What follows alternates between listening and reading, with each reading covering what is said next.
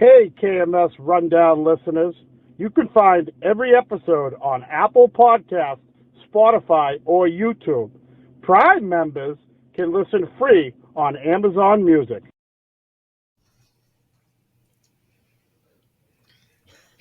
Good evening, gentlemen. We got another version of the Rundown. Red couldn't make it this week because we listened to the skip, and he is suspended for that terrible rap argument that everyone stopped listening at. And I honestly don't even remember what it was. But he's suspended for the week. He might be back next week. We'll see. So we got two new people, and we got the doggo, Ziggy Robinson. Ziggy? Yeah, I mean, the Drip Lord, Pat, welcome. The Faucet, John, welcome. Sheldon, we kind of know what Kirk thinks of you.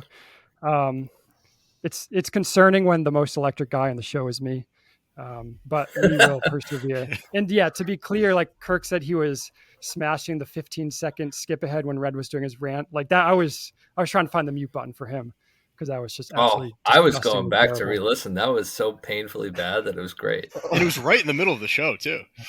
Oh, right in the middle. Right in the middle. Just no sense for the moment at all. Honestly, I forgot how we got there, and I blacked out. Yeah, I mean, that was the thing. We didn't get there. It just like happened. We were talking Coleman, and he just went right for it. And when it was over, I could see your faces. You were just kind of like, all right, and it didn't stop. So yeah, Sheldon's taking Red's spot. Red's on the bench for tonight. So yeah, this week, I would like to thank Kirk when he was in his radio.com, like Carson Kennedy, little bunker, planning his exit. I'd like to think he was dreaming of a week like this where he's got multiple producers who now we know are working around the clock for the show. He's got whack packers screaming at each other. He's selling out theaters. He's doing small live shows at Subways in Delaware. So like the week had everything, but started, John, with Gus leaving. Were you surprised? And what were your thoughts on that? Not surprised, but I will say, like, I was pulling for Gus. Like, it got to a point where I was annoyed with him. I think that it was the Gus show. I agreed with a lot of people when they were saying that. But a part of me, every single time he got on the mic or anytime he tried to do anything at all, I found myself pulling for him. But then when the cord was finally let loose, I do feel like there's a weight off my shoulders too. I have to admit. So I'm not too surprised. I was pulling for him, but now that we're gone, I can live with it. What do you think, Drip Lord? I think it wasn't so much if he was going to get fired, it was when. And I've been a Gus guy since day one. I still find Gus entertaining, but I felt as though he was getting like uncomfortable more and more as the shows went on. You could just see the scrambling, and he's just a guy that just needs to smoke pot all day just to function. So taking that away from him just did not work. But yeah, no, he's found his calling on Twitter, Harry Potter narration and such. So he's in a better place now. Sheldon was texting us earlier about how much he enjoyed those tweets he was firing off. Gus went, he like very quickly went to the, what is it, Stefan Urkel or the Drew Augustus or whatever his name was, when he was making some great tweets. Oh, yeah. Right. And then he quickly he just turned back into a pumpkin. Kirk said that his downfall was the best of, but then also Justin going to Delaware, which was interesting that he kind of made that admission that probably put a seed in his head. Like, all right, Justin's got these instincts, and like Kirk saw that Justin was the fit. Maybe it was Justin also seeing it. I'd like to think me beating the drum on multiple rundowns played a part. Also, like, would I have wanted to break the story? Yeah, ideally, but the video was a really nice touch. Cause like no one that really broke the news for everyone. And it was really at the very end of the video, like a nice pop, Justin turning around, like deadpan looking at the camera. So I did appreciate, like, it was a where were you when moment when you saw that video. So that's always nice. It's not like it was announced on the show and maybe you're 15 minutes behind watching on YouTube. Like, everyone saw it at the same moment. So yeah, I appreciated that Kirk telling us all at once like that. Well, I mean, I was listening to, I think it was John from Scranton when he might have been on the network, but that's when Justin found out the news too. That's when he thought that Justin found out the news. That was the dumbest. So that was fascinating to see in live time. I could tell that Justin only found out he got the job in that video. It's like, what are you talking about? He's just there yeah, obviously it was planned. Well, his acting was so good. Oh my God. No, I mean, like, Kirk went from liking Gus to fucking hating Gus to then now liking him again. He's a Gus guy, even though he Yep. fired him. He liked him after he fired him then. But like what Justin is with the show, like the driving to Delaware, the random stuff like that, that's what he wanted for Gus. And for some reason, Gus couldn't get that through his head. And he was terrible on Twitter and terrible on the show account.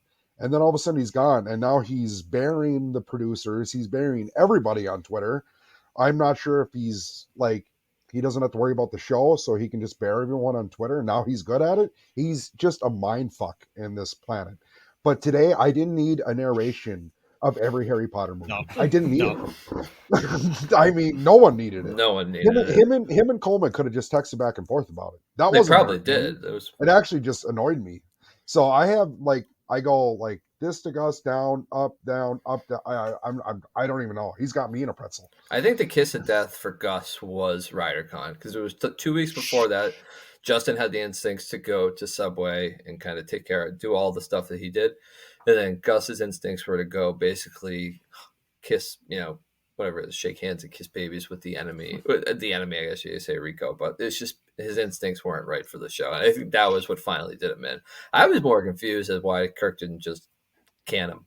I know he's like got a good heart and doesn't want to do that to somebody he likes, but it was painful. I know. I almost thought there was more to it other than I don't want to fire someone, because it seemed like at any point he had so many blunders that you could have just done it. So you're sitting there wondering, like, why is he stringing him along? Is it really just because he doesn't feel like firing someone, or is there something else at play here? And then the thing is, like, I didn't think Gus, like, I was like relieved he was gone. And then all of a sudden the cameras and the audio haven't worked Tuesday, Wednesday, and I'm like, God, maybe Gus did more than we thought. Perfect. So now it's just, I don't even know what to say anymore. What do you think? Yeah, it was a bad week for the T scores for Coleman and for Justin. That was like Gus was the technical guy, which is a little scary. Obviously a lot of hiccups the past week. Hopefully they can kind of pull it together, whether they pull someone like Ironhead or Cullinane as like a consultant to help out. They need someone there to really like walk them through what like the levels, increasing the gain. And I think Coleman at one point, the first day that Justin's mic was bad, I saw Coleman tweet out like, yeah, it just kind of fell out of the socket, which, I hate when the plug just absolutely falls out of the socket. Like they need to get it together. Kirk took it in stride. Like he was fine, but if that's happening in like another couple of weeks, I don't think he will be taking it in stride, and nor should he, because it is hard to listen to when audio levels are bad. You can't hear anything Justin's saying. And then a camera. But I just want to get back. I know, yeah, the camera, like it was just a shit show from the start. I just want to get back to one thing Justin said, which like to me encapsulates why he's perfect for the role. Is Kirk was like giving him a hard time or someone gave him a hard time for the 29K, and Kirk said it came from a place of trying, and Justin said it came from a place of love. And I think that's where like Justin loves the show. He loves Kirk, but he loves KMS, and like paid, unpaid, he's willing. We know he's willing to do anything for the show, and that's what you want. And Gus wasn't willing to do anything for the show. Sure, he liked the show, maybe he loved the show, but he just wasn't willing to go the extra mile that's needed. I have a few people. Sorry, go ahead. We basically seen Justin grow up. Like him and Will started at the same time, and you thought it was going to be Will. He was in more content than Justin, and then Justin just never left. And Justin just keeps going higher, lower. I mean, during the producer search, when he came and he's like, yeah, I can't take the job. It'll kill me. Well, I guess you can leave. And he's like, okay. And he left. And it's like, so Justin's done? No, he's been to Delaware since, and he's been in studio how many times? It just is insane.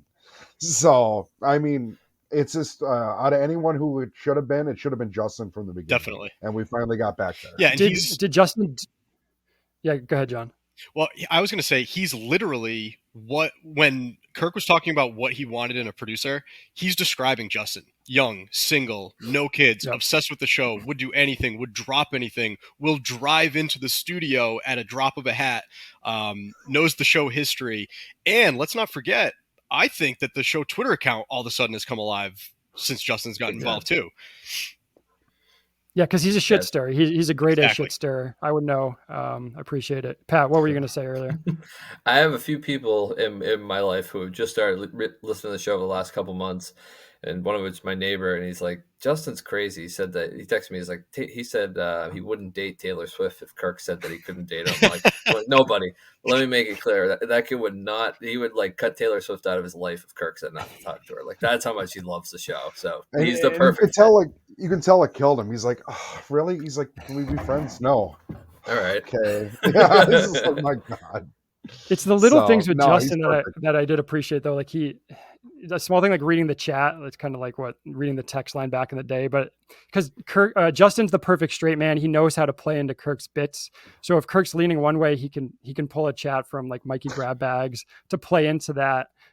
Which it's kind of like Cullinane was really good at Kirk asking like a question to go along with a bit, and Dave immediately being, yep, that's right. And Justin has the same instincts. Like he can kind of.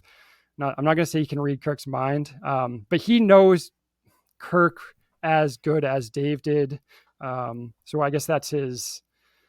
I'm trying to think of the Steve metrics. His vibe, his V score, like off the charts, I would say. High V. But yeah, high V for sure. And I also appreciate like his willingness to just stir shit up. Like I said, like the very beginning of Monday, he was going after Coleman for exaggerating how many KMS episodes he's listened to. Like that, he's on the ball with that.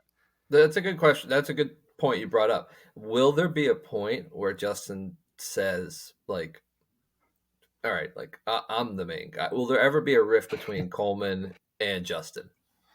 I don't think he has the technical ability as Coleman, because he already admitted that this week. He's more of a content guy. He's like Dave without the audio and like the technology ability. Like he can probably get there, but I think at this moment I don't think he could do all the troubleshooting and everything that would be to set up, and he would admit that.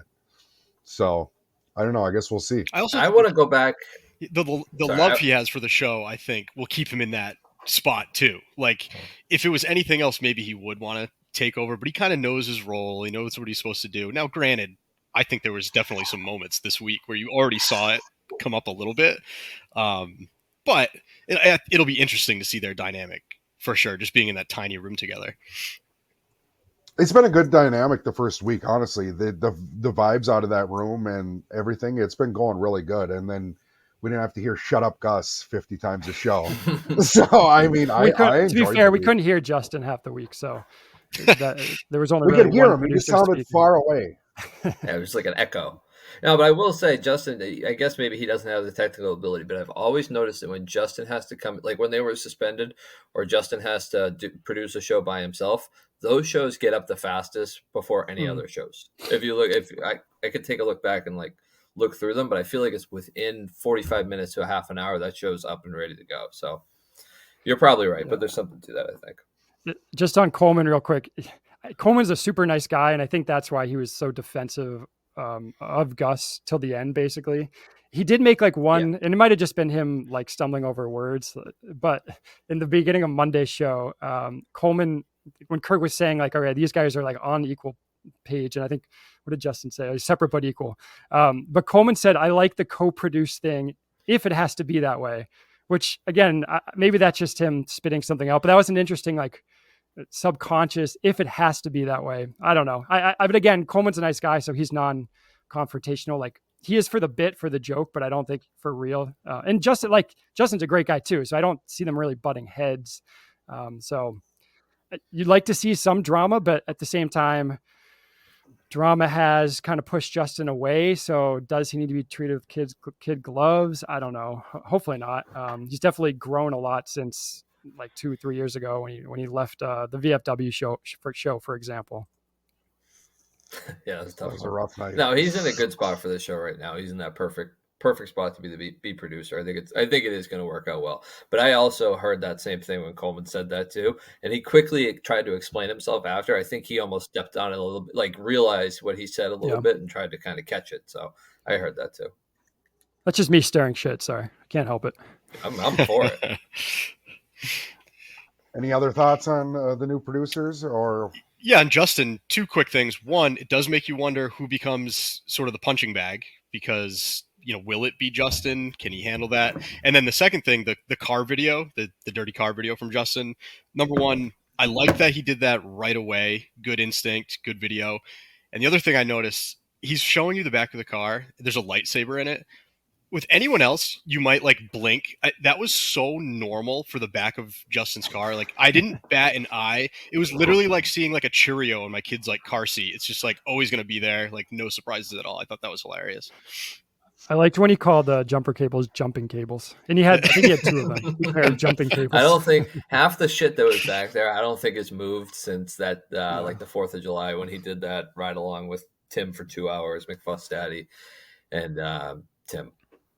I think it's all the same stuff from in there. I'm sure it is. I do have a question to kind of segue us. If Justin weren't of it, if he didn't want the job or Kirk didn't think it would have worked, do you think we'd be riding the Gus bus, or do you think the M&M boys had a real shot? I think we would have been riding the Gus bus. And I think you probably would have seen either the Gus bus or you would have seen just Mick. I'm not saying anything against Montante, but I don't think the two-person dynamic was ever going to necessarily work. I like the idea in theory, but the travel alone for Montante, I think, was a red flag for Kirk.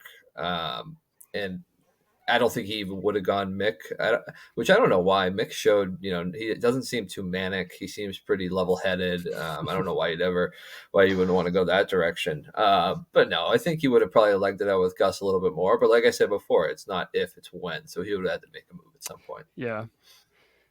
We got this week, we got the rivalry we needed. We got Mick versus Mike. And we heard the same argument to each other that we've heard the last 2 weeks, and they both think they won. And I'm not even sure what the hell the argument is anymore. I mean, they didn't say this, you did say this, I meant it like this, and then you don't follow me on Twitter. So yeah, Mick would have feeling I think Mick would have been in there. I think Gus would have broke eventually. Kirk was just going to beat him into the ground. He would have made him he would have switched from weed to meth and went off the deep end. I mean, there's no way. But what I'm a little confused by, though, is the timeline. Because if I got it right, Sunday is when they released the video. I'm assuming they recorded it on Sunday. Mm-hmm. And I think Kirk said he called Montante on the way. And what I wasn't clear about was he pitched to Montante, do stuff to try to get a job. He's still leaving the door open for Mick and Montante, but I don't really understand it. Cause then there's the whole GoFundMe charity, concert in New Jersey with Julie. I was very confused what was going on there.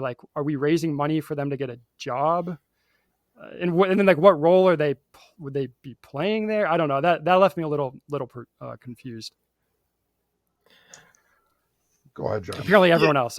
Yeah, no, I totally agree with you. I never really knew what was going on there. And then with the Julie and Mike thing, I never, or Montante thing, I wasn't sure what was real and what wasn't. I never found the M&M boys to be realistic.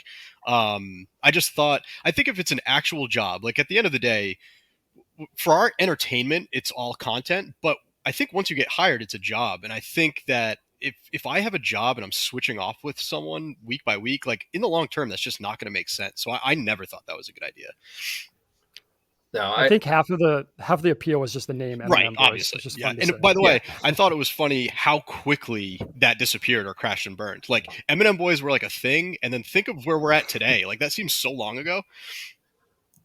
I read the whole kind of the GoFundMe that you're talking about. I didn't read it as a way for them to kind of get a job or anything like that. I think Kirk it was his way of saying okay, I realize you guys have both come in here a bunch. I know you both have wanted a job multiple times. I know you both have contributed. I appreciate it. I'll do this out of the goodness of my heart to kind of not get you guys paid continuously, but get a little cash in your pocket for what you've done. That's weird though. Because I mean, this is kind of Mike's whole issue with Mick was has he earned a paycheck? Mick and Montante have not earned a paycheck. There's way more it's a fine line, but there's way more Minifans that provide way more content just out of for the love of the game than they do. It feels every time Mick's making content, it's for the purpose of getting on the show. Montante, not so much. In Montante, like if he can angle the sales thing, like that obviously helps the show behind the scenes, so that's fine. But I don't know, it just feels weird. Like there's a lot of quote unquote content creators like in the Miniverse. John Warren, I don't know where your videos have gone. We can get to that later. But so like to raise money for like them making I don't know, because there's plenty of people that go in, and like Pat, obviously you've taken off a lot of work to go in. Again, so I literally cannot stop stirring shit. But we got to move on. Pat, you're getting a stipend, right? Me? No, I wouldn't ask for it either. I've been in there 6 times. Mick's been in there 8, I think. So he deserves 2 times as much as me. Honestly, I was intrigued with the Mike and Mick, or Montante and Mick combination, and Kirk said he was intrigued. We never did hear what the actual plan was, because then Montante came in on the show and he's like, well, I thought you were going to keep Gus, and now it's like his brain froze. He forgot what the pitch was. So I would have liked to know what the actual pitch was. But then they was just pretty much giving up then, and then we just pivoted to Justin. So I guess now we're mad at Montante anyway because he's fucking terrible, talking shit and being taken wrong. And then he's like, I didn't mean it like that. So I don't even know what's Montante's thinking anymore. So I think that's another thing too. They didn't really dial in on what the pitch was. It was, well, he's going to be in this week and he'll take care of everything, but I'm still around. And then the next week I'll be in, he'll take care of everything, and I'm still around. So it didn't. Yeah. There was never really like you have to be more specific, in my opinion, for that role. All right, the main event was Mike, Mick. Like what? There was a lot of like memorable moments. Like I think that might be the most re-listened segment I've had in a long time.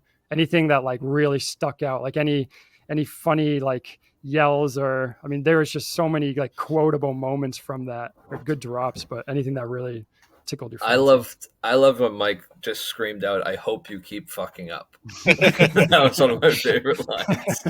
It was a dime a dozen. There was so many good ones. The cheerleader was pretty good too. The cheer, yeah. Yeah, that was awesome. Unbelievable. When he's like, "I don't give a fuck," and it's like, okay.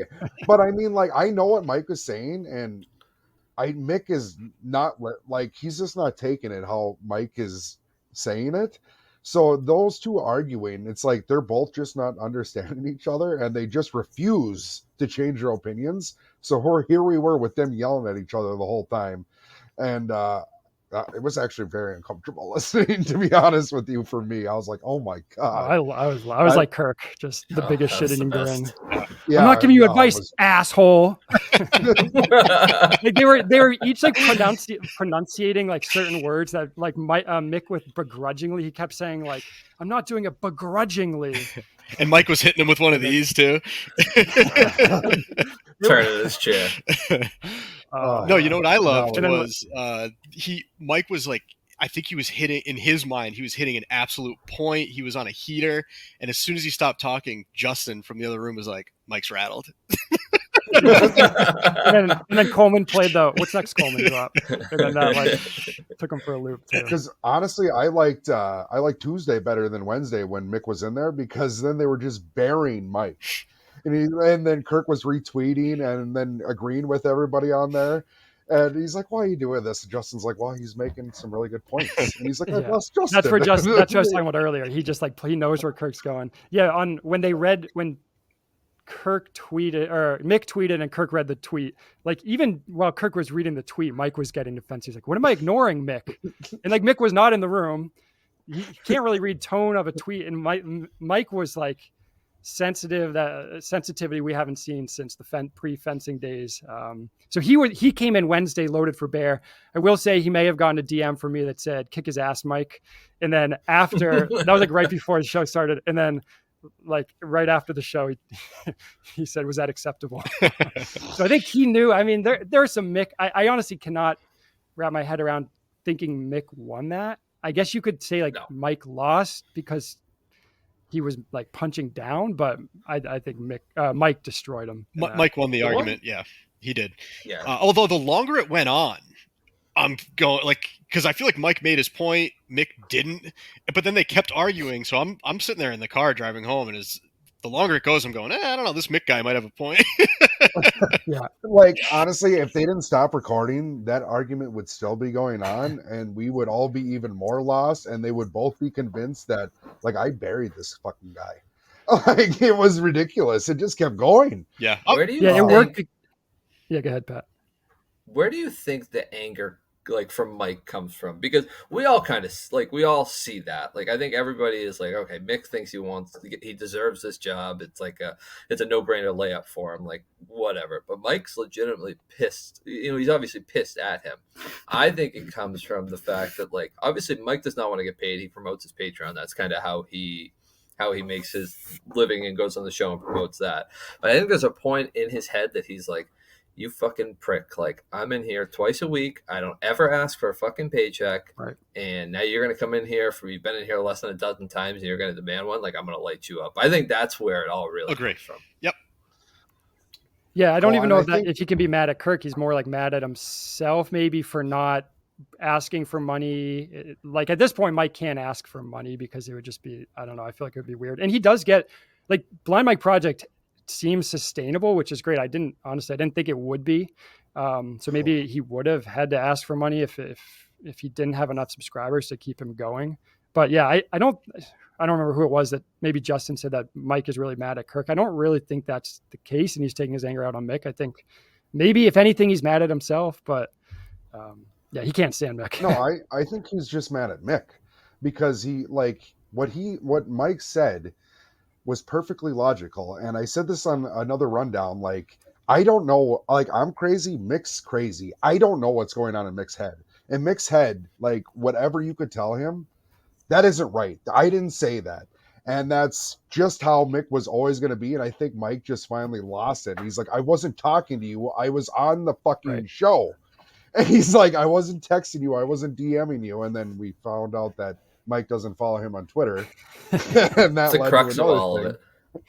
And then Mick saying he doesn't care about that. Well, obviously you do. You brought it up for no reason. Right. That's Mick 101. Like, I don't care, but like, it's as clear as day that he cares about what he's saying. He doesn't care about what made the fight so like go on for so long and so enjoyable was Mick and Mike are two guys that can articulately get their point across while yelling. They both talk fast. Their points make like no sense, but they can still like go back and forth, and it's not just like blabbering on. Like if I were yelling, which I rarely do, but if I were, like, you would have no idea what words I was even saying. You can't even tell now what I'm saying probably. But I think just like they're just screaming at each other, and it just kept going on and on. And yeah, I think if Justin and Coleman want to give a Christmas gift to Kirk, it would be cut that up, take out every time that Kirk like chimed in, and send it to him. Cause I don't know if he re-listened because he doesn't like to hear his own voice, but if he could listen to that whole segment without hearing himself, like that was his masterpiece, putting that all together. Pulling the puppet strings the entire time. Yeah. He was so happy. He was so happy just to watch that. And Mike was so mad. Like, God, that was funny. Well, Gus is in charge of the 2024 best of, so there's a 50-50 chance we even see that come next January. So we'll have to go back and re-listen. That happens. We've been so used to Gus in the studio for the last 2 months, kind of yelling, kind of like raising his voice, but making literal zero sense. Yeah. So anytime someone raises their voice and makes even a hint of sense, it sounds like poetry. So that's where it came from for me. We were kind of shitting on Mick. Like, to be fair, in the last 2-3 weeks, he's had two of the most like electric moments in KMS in a while that didn't involve Kirk. So like, you have to give him credit there. Does he deserve to be paid? I don't know. Maybe he should probably pay us for telling that shocker story, like one of the worst shoehorns of a terrible story I've ever heard. I didn't remember until you just said that. Yep, that was a reminder for me. His parents have not looked at him the same since whatever it was, 8th grade. No, I like Mick too. I'd like for down the road to see him get a chance, because I do like it. You know what it is? I like Mick in studio a lot. I like him when he's the third chair. I think he's kind of goes with the flow. He can kind of laugh and make jokes. When same thing with Gus kind of too, but when he's in the booth, it's like night and day. Like the ability to self-deprecate is gone. Right. And Gus, for Gus, it's the ability to speak coherently is gone. So everybody's got their vice back there. I put it on the list just to cross it off. What do we think about Mike unfollowing everybody but Mick? That was funny. I thought that was a funny bit, but now since he's blind, I don't know how he's going to follow everybody back. No, yeah, It's easy to unfollow. Yeah. So, And I think Mike sorry, thought Ziggy. I think Mike thought that it was going to get brought up, like it was going to be revealed on the show somehow. Like I don't think he expected people to see it happening live, which kind of ruined the bit. But then he had to go with it. But Kirk maybe said he it probably too regrets that last time. Kirk said it too last time he was in. This is somewhat off topic, but Mike really kind of has his own little. Obviously, it came from KMS, but like he has his own fan base now. If I'm an executive gearhead. I've been thinking about upgrading to a gearhead board member after that fight, which is $20 tier a month, but we'll see how that goes. But if you go on those Sunday Blind Mike Project like live on YouTube, he gets like a significant amount of super chats, and like maybe me for like $2 saying something stupid, and like David from Maryland $2 saying something stupid. Everybody else is like talking about the comedy he's talking about. So he does have like his own fan base outside of KMS, which came from KMS. I get that, but he has kind of built something. We've been trying to do this stuff since like 2016. Yeah. So the Drip Lord says Mike doesn't need Kirk. Got it. Yeah. Okay. Anything else on this topic? Can we cut that out? We'll talk about it after. All right. So the travesty this week, besides this, was Mutt got bumped. We didn't get to hear about the upcoming Friday 4-pack, and we didn't get to hear his thoughts on Gerard Mayo. Like, and I know Ziggy was really happy that Mutt wasn't on the show.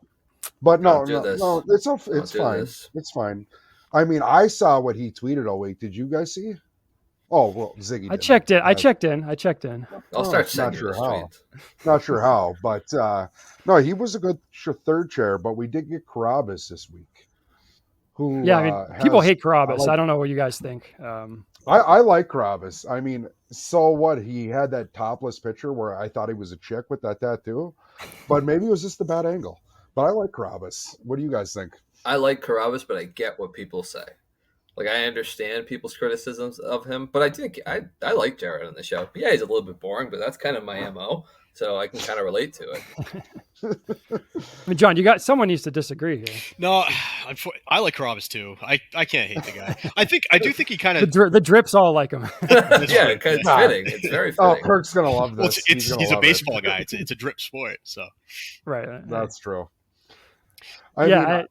For me, like when Carrabis is in, it's kind of like low hanging fruit to say, "Oh, Carrabis sucks. It's boring." It's just a different show. Like Kirk's more laid back. I don't know if it's because he views Jared like as his peer or more as a friend. So it's just like a couple friends hanging out. Kirk definitely has his guard down. So it's just a different flow. It's kind of like when Whitney's in. I mean, I prefer Whitney to Carrabis if I had to choose, but it's similar. Like Kirk just, I don't know. He talks to him differently. It does get annoying. Like we've heard a lot of the same stories that get brought up because Jared, I guess, has a terrible memory. Kirk doesn't have a good memory. So it's a lot of repeat stories, but I always enjoy it. And it seems more often than not, it's a 3-hour show when he's in. So that's always a plus too. Well, because Jared always shows up late. The show's always going on, and then Jared comes in, and it's like, "What the hell, Jared? I don't know. Live that far away." I don't know if you noticed it, Ziggy, but he did say something nice about you on the last this week. He did say something nice. Still have not gotten the follow, so we'll see. All right, Mick. All right. Yeah, yeah. No, honestly, like. Carrabis talking about how he was a Ziggy Robinson guy, it made me physically ill. And then he said it multiple times, and then I honestly wanted to punch Jared in the face. It was making me mad. I think he said like I'm a really nice guy or something. What's funny is, so I was at Papagino's. Carrabis was obviously there. I've like DM'd him in the past about like more Red Sox stuff, some Kirk stuff though. So like he knows who I am, but we didn't talk at the show, and then it came up later like, "Oh, you were at the show. I should have said something." So it was just funny to hear him say like, "Oh," like he made it seem like we had this great conversation at Papagino's. Like I never said a word to him because I'm kind of a wet noodle in person. Well, you're meek. I'm meek, yeah. Well, that's actually honestly like an extremely good way to define myself. That was that was one of your funnier tweets. You said, like that guy with the dog mask is meek. Shocker. Yeah. I don't hide it. I mean, I hide my face. I don't hide that I'm a pussy and I'm meek. Oh, think- but you sound like Bruce Springsteen because we heard that parody song again that I forgot about. Wow. But I think Justin said it was a banger. It was. I think. Like I said, So I thought Justin was like trolling me, like playing one of like the worst sounding songs of all time. I think he was serious, to be No, honest. he was serious. He was serious. Yeah, I gave him a hard time. I was like, did you have to do that? And he was like, I liked it. Oh my God. I don't know. He likes Taylor Swift, likes Ziggy Robinson. Wow. Maybe I'm just a tough critic. Could be some correlations there. The reason I think that I like Jared is because he doesn't like pretend to be anything he's not when he's on the show. Like if somebody says something that's like mean towards him, he'll get offended by it and he'll hold a grudge. And he's just like knows well that he's just an idiot in there, and I can relate. Yeah, well, Tim shook the hornet's nuts. Well, I was going to say, speaking of Tim, I was going to say this is one of the sneaky, funnier things of the week is that he called him Tim. He was like Tim and Canton, making fun of my legs. Meanwhile, it's Tim Richards, and he's sitting a foot away from him, calling him the wrong name. I thought that was hilarious. Yeah, Jared's an empty head. He wouldn't. I don't think he would deny that. But yeah, Tim kind of like going at him early. I thought the whole show was going to be really awkward for the Tim and Jared dynamic. It was awkward for the Tim and Kirk dynamic, if anything. Tim bounced back. He bounced back, but then at the end, he got hit again. He got knocked down again. He trailed away at the end because I re-listened on the way home today, and there was a point where I forgot he was on. I mean, I can't speak. I mean, that's a criticism of mine, but I thought Tim was off a little bit. Definitely. Yeah, I think he just he forgot where he was, and he went a little too hard on like the Mama K thing. He went a little too hard on the Belichick thing. Like Kirk kind of pushed back and he pushed back again. And Kirk that's a stressful day because it's ticket day. Like he said, he's always worried about like that. It's not going to no one's going to buy a ticket. So Kirk was probably on edge. And then, yeah, it was, that was a little awkward. I love Tim though.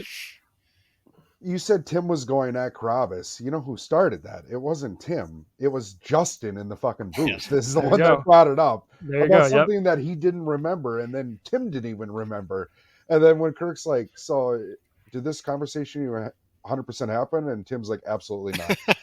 So it might have been in Tim's head. I'm not even sure. I think Tim got rattled early when he started kind of saying how he doesn't like Jared and all this, and then Jared's like, "Yeah, you're the same exact thing that Carano said." And at that point, he was like, "Oh," I think in his head he was like, "Shit!" Like I think he's right. God damn. Because again, it's the low hanging fruit that he went for. So there's not much else. It's like, yeah, what you're saying. Obviously, you can't really deny it. It's just he was like very angry about his feelings towards not liking Jared. I did like at the very end, Justin like very sincerely asked him like, are you okay, Tim? Like, is something going on? Yeah. He's like he was his therapist. Yeah. And the thing today, I saw a tweet. It has nothing to do. Well, it does, but it was like the Atlanta Falcons Stadium, Mercedes-Benz held a church proceeding for like 60,000 people for a Christian church. And like Tim was on the show saying that like the owner of the Falcons is very liberal and he would never touch anything like that. It's like, well, might be wrong. No, I honestly don't even get that Belichick argument where Belichick even called in to say how stupid it was. And I'm almost convinced that was Belichick calling in I to said talk that. About the strip clubs in Atlanta. 0.3% was my original thought. I think that's like a 6% chance that's Belichick. The voice was too good. I remember where I was when I first heard the Trump call. Like, I feel like this is going to be one of those, where were you when Belichick called in? Because either way, like it was Belichick. Because I couldn't find anything that did not sound like him. I mean, obviously it wasn't, but or this caller's got to call back and just like keep this going because it was such a spot on impression. Yeah, like, even the phrases he was using were Belichick phrases. Yeah, I want to see the Shark Minahan odds on that one. And then so amazing call by Bill Belichick, and then I think it almost overshadowed the Tim Ridgels caller. Was so funny to me. He quit on that pretty quick and was like, "Fuck you, Tim."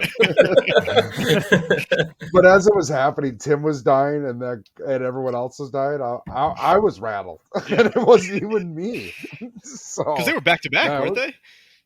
Back to back, or one in between. Yeah. I'm not sure. That was the last call, but yeah, I think it was back to back.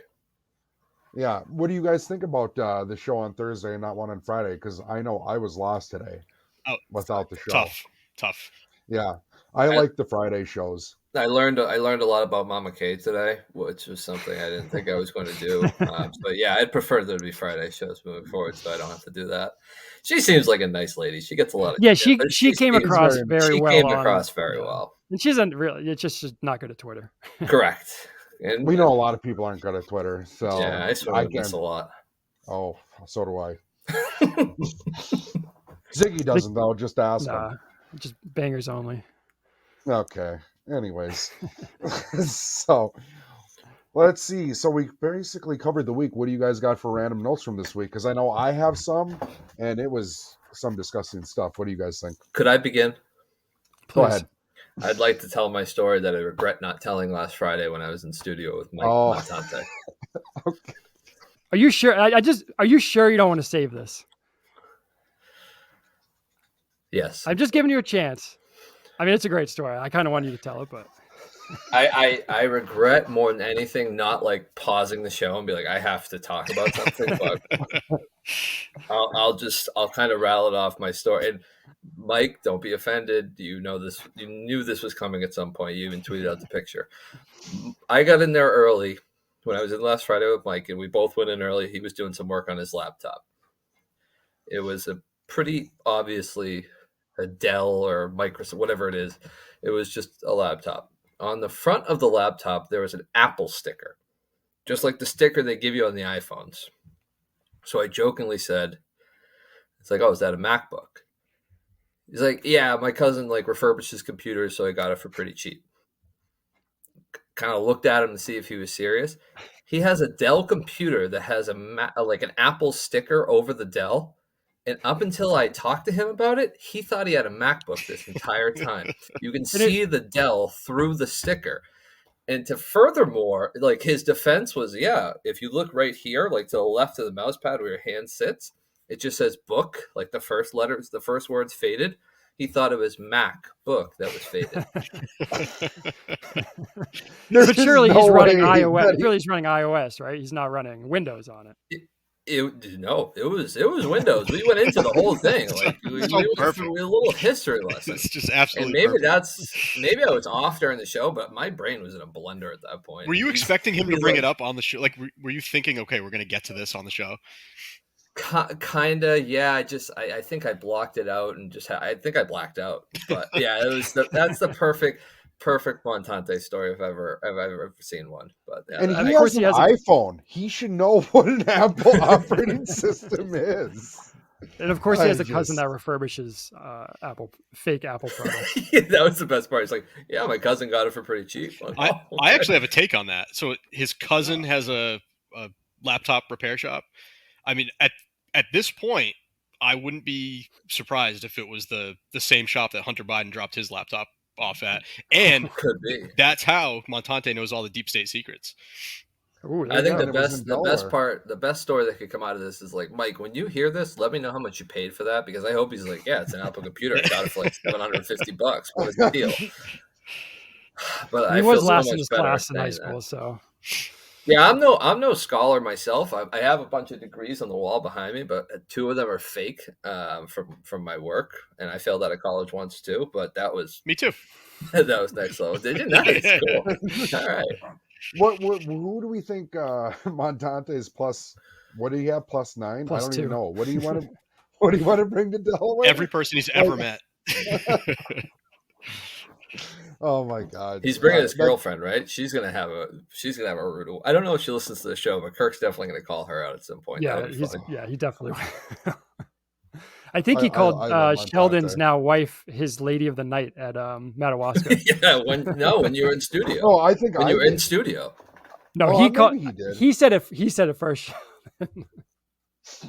All right, random notes. I have a couple Justin ones. So one, I don't know, 4 times he left the studio. One was Monday, like early, checking the door because it was like a garbage truck, but he thought someone was coming to the door. He went to get the mic. He did go to cut the Glass-Steagall interview, and then he left to throw up. So 4 times he just like bolted out of the studio. The throw up part I don't do well with Mm-mm. blood or vomit or any of that. So the vomit triggered me to almost get sick at work listening to it. But How about the talk of a lot of corn? Don't like how it. about Corn? how about Justin wanted nothing to do with it, and Coleman's like, all right, let me kind of give you the rundown here. Yeah, but when they were- So his eyes lit up like bowling balls. That was messed up, but then right away Justin's like, yeah, it's scat. He knew right away. Yeah, he and knew it's right like- away that category name. He knew right away. Looked it Oh, up, I and didn't even he's put like, that together. Yeah. But Scat Coleman's porn. like, yeah, this is really gross. But it's like they both had me messed up listening to That was a It tough listen. disgusting. Yeah, I Oh, on my re-listen, I skipped it. I couldn't do it. Yeah, I did too. no, Yeah, I've never heard someone like sound so convincingly that they were throwing up without them actually throwing up. I He thought he pretty was close. throwing up. And we've seen him throw up. Like we've seen that live. We hear it at the end of every podcast, I think, still. Yeah. The other Justin thing I had was when I think it was Kevin from Bristol called and Kirk asked for the area code. And Coleman was like, 508, why? yeah. And Justin just like jumped right at, like pushed Coleman out of the way. And then he said, like, he asked you a question. He was like reprimanding Coleman. Yeah, that Yep. was perfect Yep. too. I do think that was Kevin. I wonder if Kevin's Yeah, like no- to that level where he's doing like Google Voice for like Google ask Voice, area yeah, codes. probably. The other thing with Justin this week that had me messed up, he's like, yeah, when he's like, I become a tick guy now. I've never really been a tick guy. And then Kirk's like, Yeah. well, how big are you talking about? And he's like, well, not so big. He's like, ease. What? Like, he just said that like, yeah, they're not big, just ease. I'm like, what the fuck is he talking about? Oh, that might have been my favorite part of the week. That was I funny. literally did a spit take, but he's like, yeah, nothing too big, just ease. Like it was nothing. I was like, hey, Kirk's like, what? God. Justin is made for this dumb show that we all love. What else we got for random thoughts? Do you guys get tickets to Portland? Yes. I did. I I'm got there gonna before be the blue Cavs. dots disappeared, fortunately. Back in the balcony though. No, I can't make it out, so I won't be in Portland. Gonna be I calving. was Calving. Calving. calving. I'll be calving when I'm there. I'll tell you that much. Not that anybody knows what that means, and I'm not going to explain it. So I made the mistake of tweeting. I sent out my screenshot of getting the tickets, and I unfortunately left my seats in where I was sitting. And shortly after, Andy Mayo replied to that saying that he was about 5 rows either ahead of me or behind me. So I got to really decide if I want to risk that. Yeah, So- you got to be careful with him. I sat next to him at the second Wilbur show, and there was a guy and his girlfriend next to us, and the girlfriend was like, had no idea what was going on. And at one point, when Steve the Liar guy came out, she was like, "Who is that?" And the boyfriend was like, "Oh, it's Steve's the Liar guy." And she's like, she had this quizzical look on her face. And Mayo like leans over and he's like, he gives like the whole backstory while the show is going on. So he's one of the like Jerry Callahan. He's a loud talker. I used to hate him. No, you I gotta- can't hate him yeah. anymore. At least you have a little bit of a buffer from him. But I hate him and love him all at the same time, but I usually just want to punch him in the face. Like he might actually go to Portland and just stay in his car, and he'll say that he was at Portland, but he didn't see the show because No. something might be going on. He tweeted out something like, "Anybody in Portland looking to hang out before the show? I do marijuana again. If anyone wants." Yeah, I to." saw that, and I was just like, Oh God, my God. oh. Does HR know about that? Come on.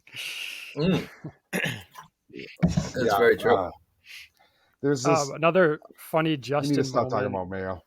Yeah, we'll talk about something very on brand or on subject. Coleman said he puts ketchup on grilled cheese, and Justin like immediately said, "Oh, fuck you!" And I don't know. I don't remember Justin having like hot takes on ketchup, but he was like jumping down Coleman's throat, just screaming at him. Do we want to go back into the Subway sandwich order? That's and the true. That's ingredients fair, he but- puts on there? Yeah, but ketchup's not like. But the Subway thing is a weird thing, a weird taste that he has. Ketchup isn't weird. I don't know. Ketchup Oh. tomato soup. It's not that far Yeah, it's off. not that I different. dip my grilled cheese in So- ketchup. I don't think it's that weird.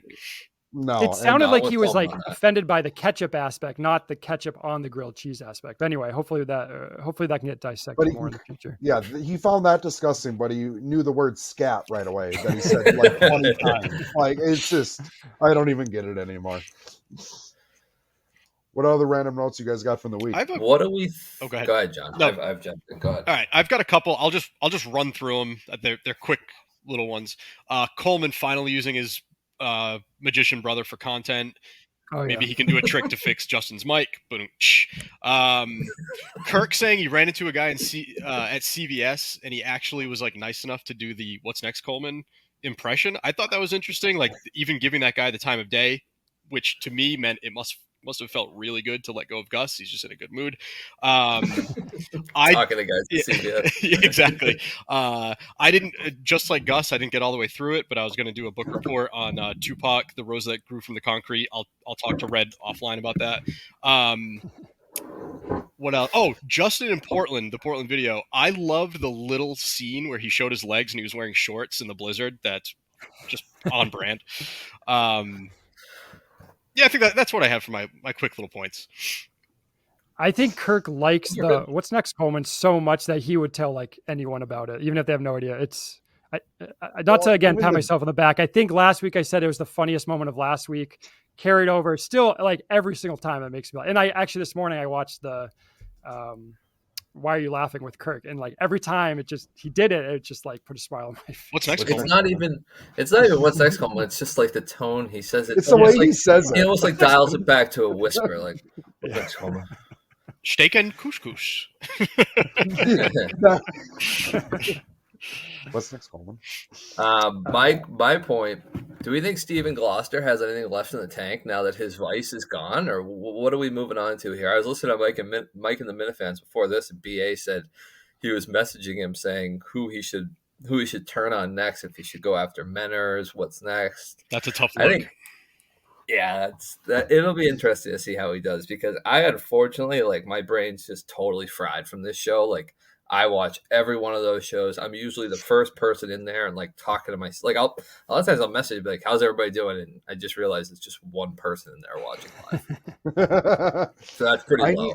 I need him to do what Kirk said. He just needs to follow Gus, and like if he becomes a mailman, he needs to rag on him for being a terrible mailman. Yeah. Whatever Gus does next, he just needs to try and bury him. That's what he has to do at this point. That and say restaurant names wrong. Jay Pace. Just a quick point on that on Steve's video. Watchful Eye Court Minahan caught that. It was actually a Market Basket menu, so just a bit through and through. A Mick level Schwarzenegger book type tweet. I didn't even notice that. Yeah, that was funny. Oh, I hope he doesn't leave though, because I find him funny. I don't even care. Same. No, I like Steve. One thing Mick said. So multiple times on previous shows, Mick has said his girlfriend's Latina. He has a thing for Latinas. Latina is his go-to search. But then he said she's Portuguese. And I went back to make sure. He did not say she speaks Portuguese. He said she is Portuguese. So that raised a red flag. Like, I don't think people from Portugal would be considered Latina. So I reached out to the foremost Portuguese cultural expert of New England, David from Hull. He confirmed, no, absolutely not. Like, he said the Portuguese KMS group chat was going crazy about Mick saying that. There's a Portuguese. So maybe she's Brazilian and he just misspoke, but that's just like, come on, Mick. That's classic Mick saying one thing, but then it's really the total lie. My skin complexion and overall way I speak would not lead you to believe this, but I am a hint of Portuguese. I'm sure I'm dead to Kirk after saying that, but I am as well. I don't identify as Latina. A couple Latinos here. I don't think. Wow. Latinx, I think is what's Latinx too. I wouldn't even know that. I don't even know what it is. I did notice that too. It. I mean, I don't want to dive back into it, but what's he been lying about this whole time? It's a story for another day. But in my notes, I literally have a line that says, "Is Portuguese Latina?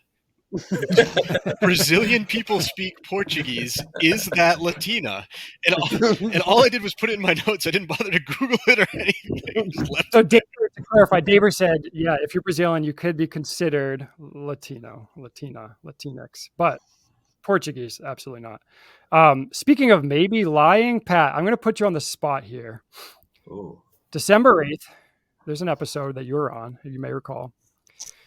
The topic of the rundown came up, and I'm going to read a transcript here. Patrick Ford. Would Ziggy and Red just do the rundown by themselves or with somebody other than VD? Kirk. Well, they tried with Sheldon, but it was dreadful. Pat. I mean, yeah, that's why. And to be clear, though, that's why that was Sheldon. So I just want to ask, were you lying then? Do you still think Sheldon's bringing the rundown down, or or was that you just acquiescing to Kirk in the moment? That's a tough moment for me.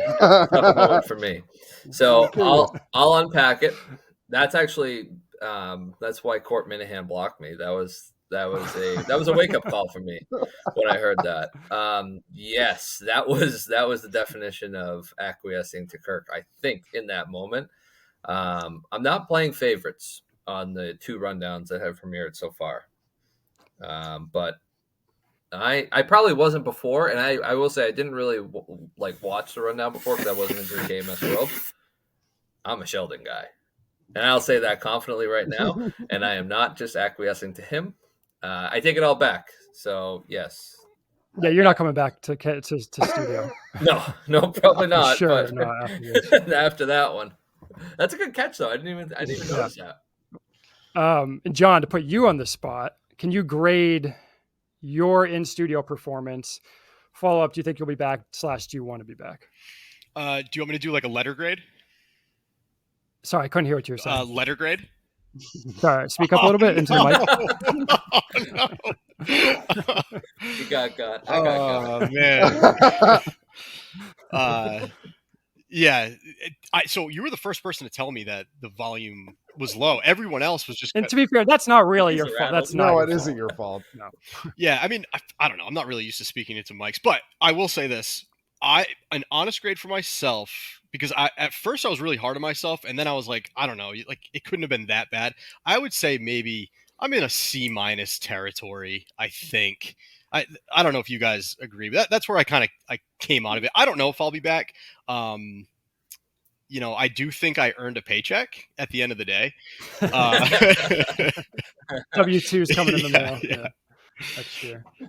No, I think you're grading on a curve there. The first appearance is, I mean, I've never done it. I'm too afraid. So first appearance always has to be graded on a curve, rather. Yeah, I almost threw up my car the first time I went in. You were with Steve too. If you were crazy and outgoing all the time, it would have just been like 2 Steves in there, and that would have been brutal.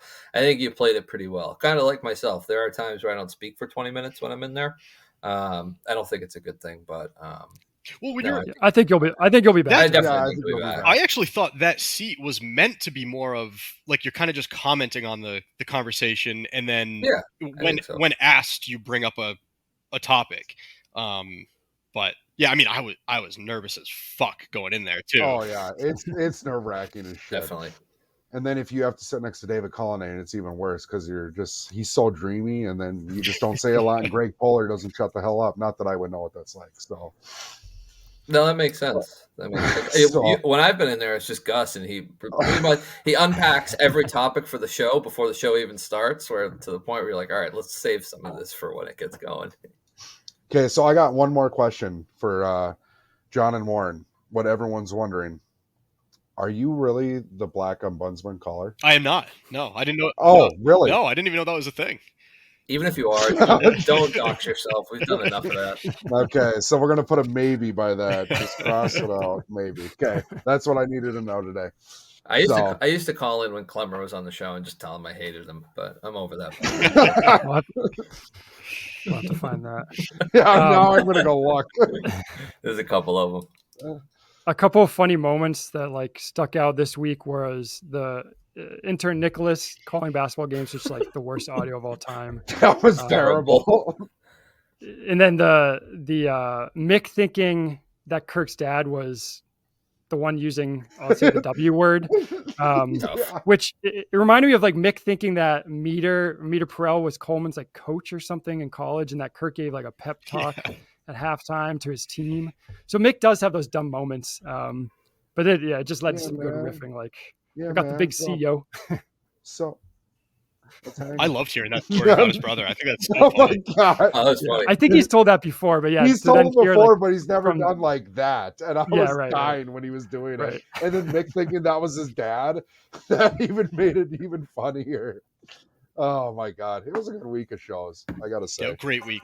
I thought something kind of sneaky funny when they played that cut of the Disney couples or whatever, the swingers in Disney. As soon as they start playing the cut, Kirk's like, oh, Glass-Steagall is breaking stories, and he's going to Disney. So oh yeah. I'll say it, there's no problem, and I'm an ally, but Brian Glass-Steagall is not a straight man. He is just not, and there's nothing wrong with it. But that guy's something else. I do like how he plays along, and I think he does listen because he laughed at one of the jokes. He takes everything in stride. I got nothing against him. That was a good call. Portnoy hates him, obviously, but God, yeah, that was. Yeah, I mean, he plays along, and he called in. He didn't have to call in. But then again, he was calling into the show. Dave calling in was DMing Brandy Love while he was in the hospital with his babies. So, I mean, tomato, I guess. Has this been the best month? It's like 30 days of shows. It's been a while because I say that biasly because obviously you're in the moment, but it's up there. I've never felt like I had to be watching live as much as I do now. So if that's a good indicator, then yeah, maybe that's a good point. Because there's just been so much going on. I mean, the producer search, like that has a big impact on the outcome of the show. So it's like you have to see what's going on there, and you don't want to find stuff out on Twitter. Like you want to see it when it's happening. Yeah, it's tough. The pinnacle for me was like I almost went out and bought a pack of smokes just so I could have one when Chris Castellani jumped on stream with Menners. Like that was 20 minutes of my life that I have to like look back on because I was just so angry and confused, and that was like the pinnacle of all of it for me. But I think if you probably look back, K Marco, that whole month with him was probably up there with this too, just not putting recency bias into it. Yeah, that's fair. Yeah, and that was not the YouTube days back then. I don't think so. Yeah, yeah, that was waiting for the 11:05 like shows up. No, it's been a good week, and this show's just been trucking along. And then hopefully Monday we'll get some stories about Delaware because I'm sure that's going to be a shit show. Just knowing. Yeah. So too many cooks in the kitchen. That'll be interesting. Like if there's a fumble of the tech, like does Gus try to come in? Does Montante? Well, probably not Montante, but does Mick try to come in and save the day? A lot of opportunities for people to step on toes there. Yeah, that'll be interesting. So I just have one last thing. Kirk for I think the second or maybe third time, and I think Mutt said it too about his kids that Harry thinks that Dude Perfect is fake, which is just like such a sheep opinion for Harry to have. Like those guys, so real, so awesome. Like I'm a huge Dude Perfect guy. That probably shouldn't surprise anyone. I've watched some of them. I don't think they're fake. No, they're fake. So they did a video. They did a video where they pretended to have like they had like the guys in the green suits like playing into it, and then again, sheep Harry Minahan bought into it, hook, line, and sinker. Mutt's kids bought into it, hook, line, and sinker. Or maybe Mutt did. Maybe Mutt's kids are like it, and Mutt bought into it. But yeah. Okay, so next week will be no Ziggy and Red because you're going to get suspended for that terrible take. So I'm going to cut you off. So hopefully we don't have to suspend you too. Pat Ford, we're back, baby. So gentlemen, we did it. We made it. Another episode of the Rundown. Thank you for joining us. No, thanks for having us. Thank you, guys. Thanks, guys. Bye.